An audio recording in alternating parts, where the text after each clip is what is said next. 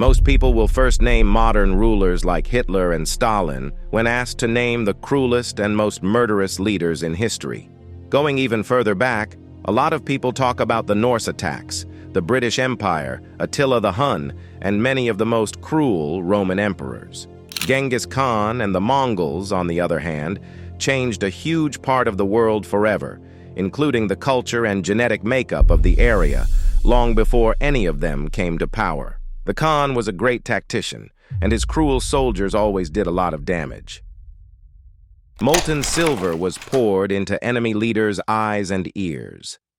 Genghis Khan's brutal and murderous exploits have become the stuff of legends. The majority of these stories revolve around the Khan's demand for surrender, followed by the ruthless annihilation of those who dared to refuse, along with their loved ones.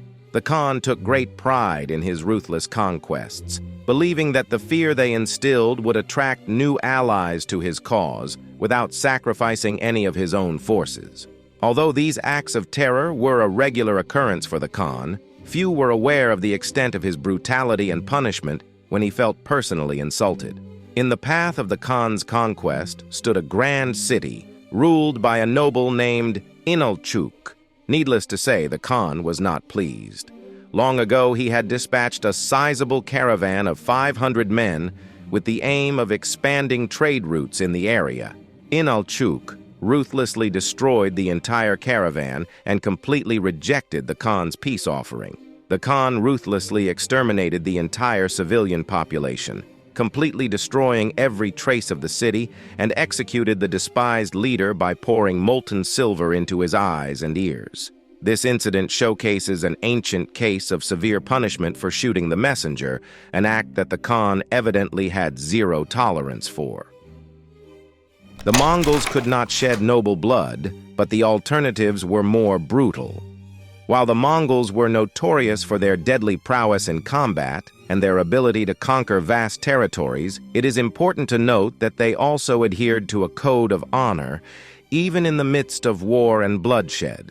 One of the ancient rules in place was the prohibition against spilling noble blood. They treated this matter with utmost gravity, and if they happened to capture someone of noble lineage, they refrained from using typical wartime methods such as stabbing or slashing to end their life.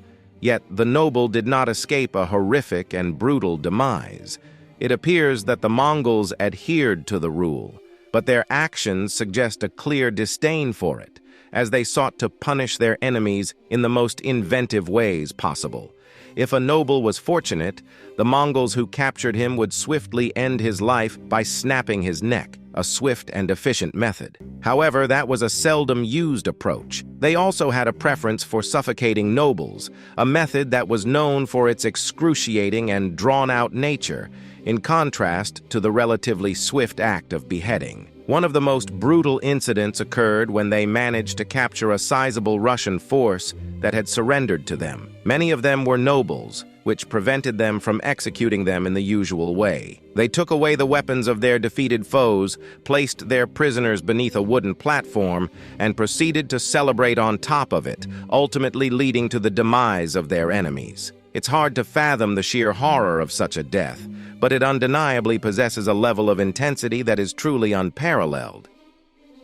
Genghis Khan killed his half-brother as a child over hunting. Genghis Khan's family faced conflict with their clan, leading them to live independently during his childhood. His mother was juggling the responsibility of caring for 4 of her own children and 2 stepchildren, doing her best to ensure that everyone was fed. Since his youth, Genghis, originally called Temujin, understood the harsh reality of having to engage in combat and take lives in order to survive. Genghis, despite his efforts to provide for his family, often found himself at odds with his half-brother over the distribution of food. Their constant disagreements became a source of conflict between the two, despite their similar ages. Once, the two of them got into a heated argument over some food that young Genghis had caught. In the end, they decided to bring the dispute to their mother. Young Genghis was infuriated when his own mother took sides against him, leaving him in a state of bitter anger as he departed. With a surprise attack, Genghis and his younger brother swiftly took down their unsuspecting half-brother using their bows.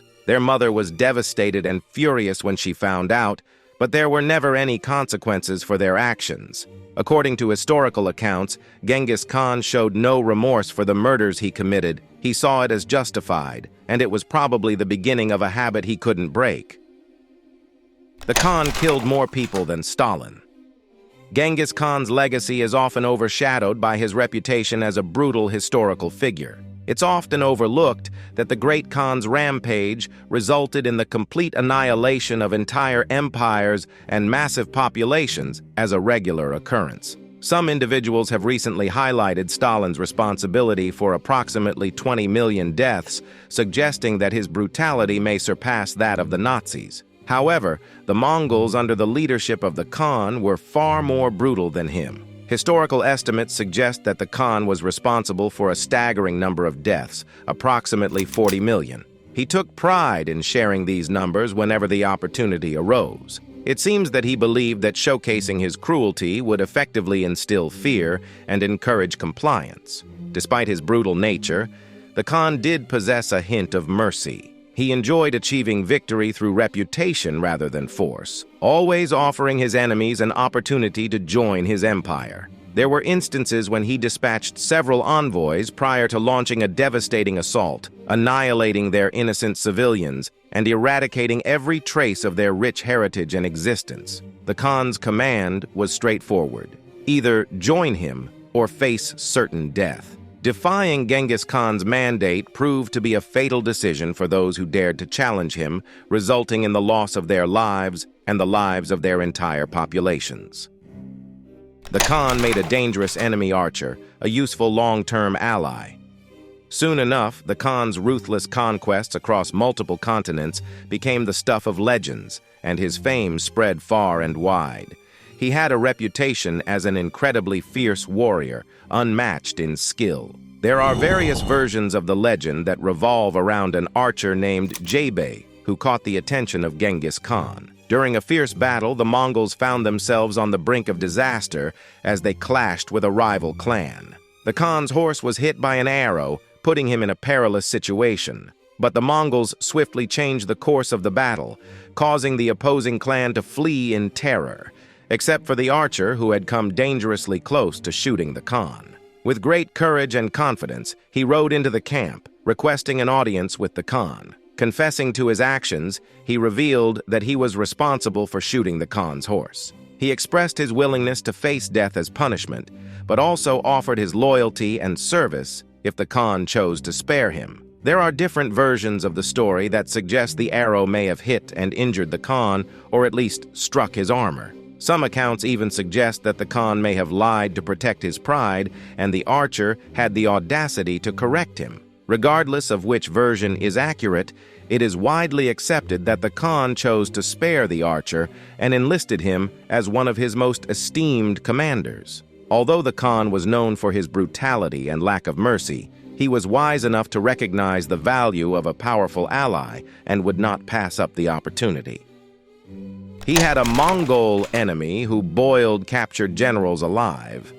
Although Genghis Khan had many qualities, mercy was not one of them. As previously stated, he showed no hesitation in ruthlessly killing both enemies and civilians who had surrendered peacefully. Before Genghis Khan's rise to power and his era of conquest, there were rival leaders among the Mongols who were equally ruthless and savage. Jamukha, a formidable warrior, achieved a momentous victory that led to a chilling tale. Legend has it that he punished the enemy generals by burning them in 70 cauldrons. There is some uncertainty among scholars regarding the precise number of people the cauldrons were intended to hold. It is unclear whether the number mentioned is meant to be exact or simply a general indication of a large quantity. Regardless, the level of cruelty attributed to Genghis Khan was so notorious that it allegedly swayed some individuals to side with him, despite his own brutal actions. It is possible that burning alive as a method of executing nobles is particularly gruesome and prolonged compared to Genghis Khan's typical punishments for the upper class. Throughout history, the Khan employed various methods to deal with his enemies. These included breaking their backs, the infamous molten silver incident, and even resorting to mass trampling.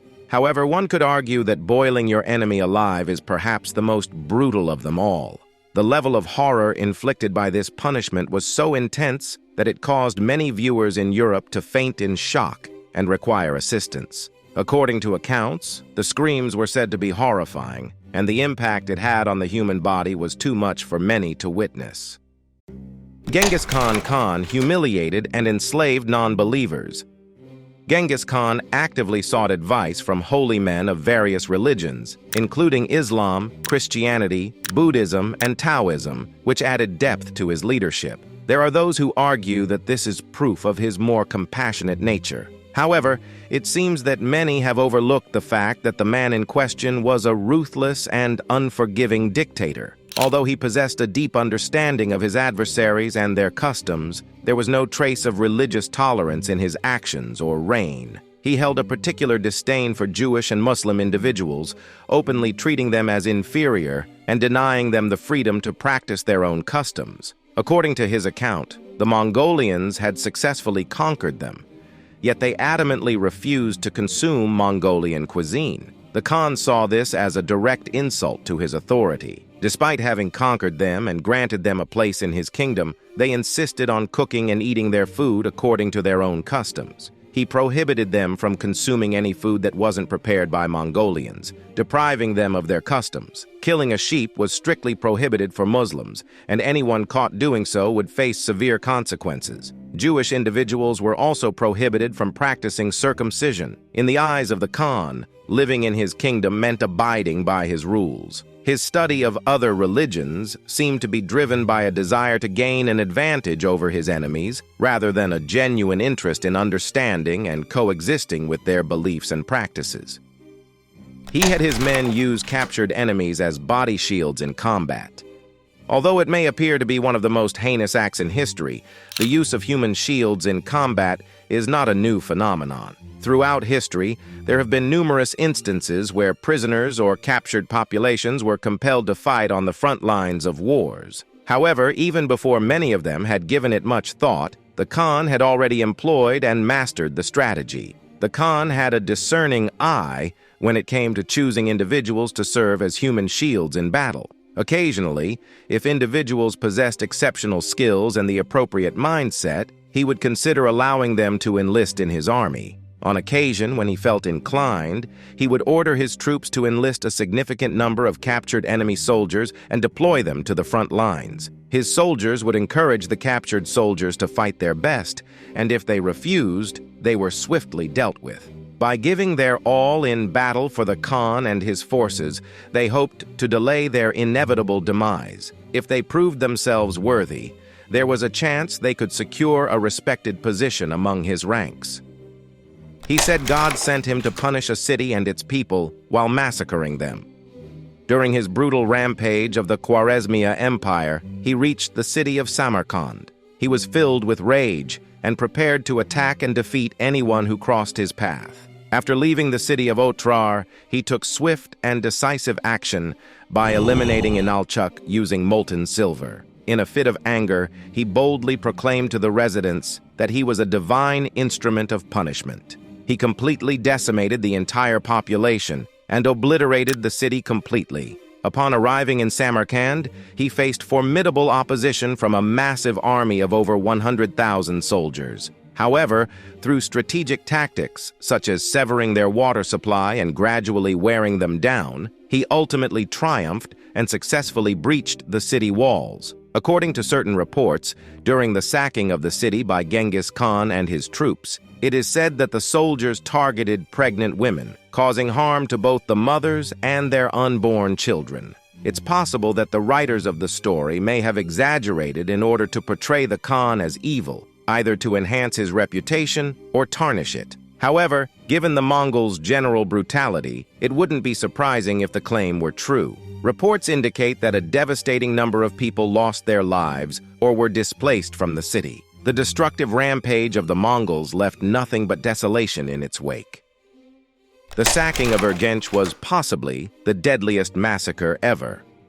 Urgench marked the final battleground of the great Khan's conquest of the Khwarezmiya Empire, where a fierce resistance was met. Typically, the Khan's enemies would be swiftly conquered, but this particular battle persisted for a grueling 6 months. According to historical records, once they entered the city, they faced unexpected obstacles that prevented them from carrying out their usual looting and plundering. The city's interior was heavily fortified, with the enemy employing guerrilla warfare tactics from every house within its walls. The Mongols soon became weary of this situation and concluded that they had to resort to more extreme actions. They resolved to burn the entire city down if they couldn't locate all the men hiding within. Even after the city was reduced to ashes, the remaining enemy soldiers defiantly resisted the Khan's forces. Knowing the dire consequences that awaited them if captured by the Mongol forces, they valiantly fought on, refusing to surrender. According to historical accounts, the Khan ordered the diversion of a dam to flood and destroy the remaining structures. In a brutal decree, the Khan commanded the execution of any surviving civilians or soldiers, sparing no one. Some sources claim that the final massacre may have resulted in a staggering number of casualties, although it is uncertain whether this is an exaggeration or not. If this is indeed true, it would be considered one of the most significant genocides in human history, occurring within a remarkably brief time frame. We hope you liked this video, subscribe to the channel if you're a history addict, and please let us know about what civilization or time period we should talk about. Also, watch another video here.